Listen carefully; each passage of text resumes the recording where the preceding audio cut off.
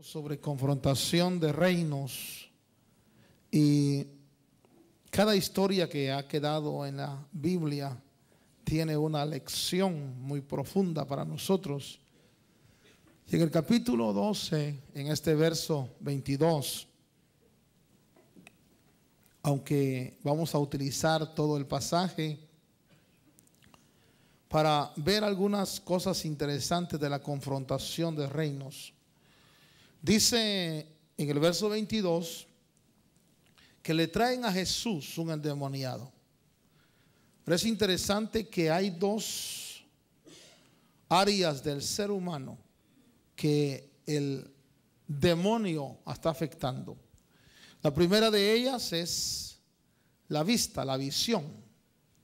Y la segunda es su voz, la boca. Esto tiene que ver mucho con lo que vamos a desarrollar, porque si algo el reino de la oscuridad trata de afectar en el ser humano es su visión. Por eso dice Corintios que el príncipe de este mundo ha enceguecido la mente de la gente para que no les resplandezca la gloria, la luz del evangelio. La ceguera espiritual provocada por Satanás hace que el ser humano caiga en situaciones de dolor, de desesperación. Pero lo segundo que el enemigo ataca en el ser humano es la voz. Diga, la voz, la confesión. Y esto tiene que ver mucho con la confrontación de reinos. Muchas veces, por no ver la realidad, nosotros no confrontamos y no actuamos como Dios quiere que actuemos. Pero dice aquí que le llevan a Jesús a este endemoniado que está ciego y está mudo, y lo sanó. De manera que el mudo no era mudo realmente, ¿verdad? Ni era ciego, sino que esas dos áreas del ser humano estaban siendo afectadas por el enemigo. Este pasaje nos muestra a nosotros que hay enfermedades que no son naturales, que no son provocadas por situaciones naturales, sino son provocadas por espíritus, por demonios. Diga conmigo, el Señor reprenda. Esos espíritus, cuando leemos este pasaje, vamos a ver que tratan de enceguecer y tratan de que la gente no tenga en su confesión una palabra que pueda darle victoria. Vaya conmigo a Apocalipsis capítulo 12 y voy a poner esta base porque es importante. Los que hemos tenido alguna lucha espiritual, no sé cuántos han tenido alguna lucha espiritual en las noches, que es cuando el enemigo ataca y es como que les agarran su voz, ¿sí? ¿Por qué? Porque no quiere que se pronuncie la palabra. Apocalipsis 12 lo tiene. Oí una gran voz, verso 10, en el cielo que decía: ahora ha venido la salvación, el poder y el reino de nuestro Dios y la autoridad de su Cristo, porque el acusador de nuestros hermanos, el que los acusa delante de nuestro Dios cada Nochebuena, así dice. ¿Cuándo acusa? No se cansa de acusar. Ese es su trabajo. Si usted no sabía, el día de hoy lo acusaron a usted. El día de hoy alguien llegó a acusarlo y a decir algo negativo de usted. Aquí dice: el acusador de nuestros hermanos, el que los acusa delante de nuestro Dios, día y noche. Mire qué trabajo más ingrato, chismoso. Día y noche ha sido arrojado. Pero me interesa el verso 11, porque dice: ellos lo vencieron. No dice por nuestra justicia, no dice ni por nuestras buenas obras, sino dice por medio de la sangre, ¿de qué? Del Cordero. Diga, la sangre es poderosa.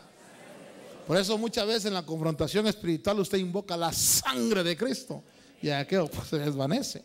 Pero dice, ellos lo vencieron por medio de la sangre del Cordero. ¿Y por qué más? Y por la palabra, diga palabra, del testimonio de ellos. Hay dos cosas que vencen en el mundo espiritual: la sangre de Cristo y el testimonio, la palabra que usted tenga en su boca.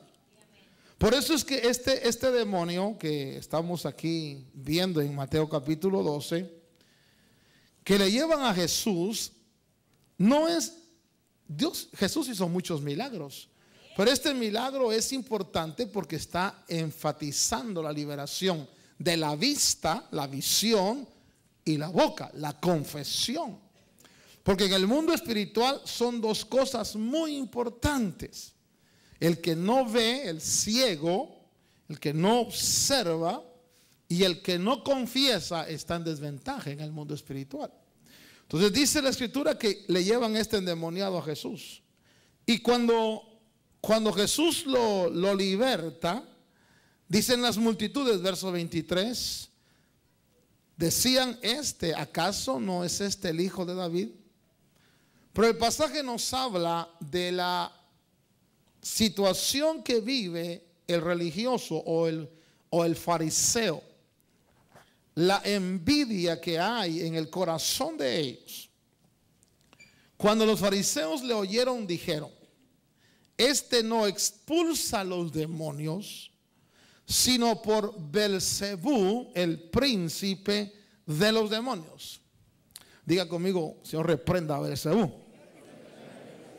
primer lugar, vamos a entender que en la confrontación de reinos hay enfermedades que son provocadas por demonios. Por eso a veces los médicos no le atinan. Dicen, no entendemos, no comprendemos. Día de hoy me llamó un hermano que a través de la radio y me dice, mi esposa está sufriendo esquizofrenia y he querido que oren por ella, he querido que la ministren cómo pudiera ser ayudada. Y la primera pregunta, porque dicen que más sabe el diablo por viejo que por diablo, ¿verdad? Uno en el pastorado aprende. Entonces la pregunta que le hice, ¿ya aceptó a Cristo tu esposa? Y dice, ya. ¿Y ya se bautizó en agua? Y me dice, no, todavía no. Entonces le digo, ahí está el problema. Llévala al agua, llévala al bautismo de agua. Porque si algo afecta en la vida cristiana es no obedecer la palabra de Dios. Y cuando obedecemos la palabra de Dios, dice la Biblia que cuando Israel pasó el Mar Rojo, ahí quedó sepultado el caballo y el jinete. Ahí se perdió el temor a la muerte. Ahí hubo una victoria espiritual. Diga conmigo, victoria espiritual.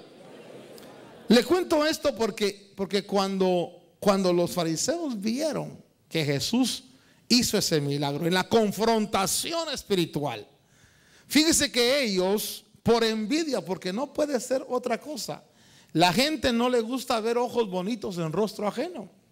Decía un dicho, si la envidia fuera tiña, todos seríamos tiñosos. La envidia es algo que puede poner, y puso a estos fariseos en una situación difícil. Miren la declaración que ellos hacen, versículo 24. Cuando los fariseos oyeron, ¿qué lee usted ahí? ¿Qué declararon ellos? Le dijeron, él lo que está haciendo es expulsando los demonios por el príncipe de los demonios. Belcebú quiere decir realmente príncipe de las moscas. Pero un dato interesante, o príncipe de los que vuelan, que es la realidad. El mundo espiritual es más real de lo que usted se imagina. Belcebú o Baal-Zebú significa el señor de las moscas. Pero fíjese qué interesante que la palabra Baal es el equivalente al santo patrono que en alguna iglesia, que no voy a mencionar su nombre, pero que usted conoce, aprueban en los pueblos, dice, es el santo patrono. ¿Han oído eso? Y la palabra de donde viene santo patrono es Baal o Señor. Esto voy a marcarlo de esta manera.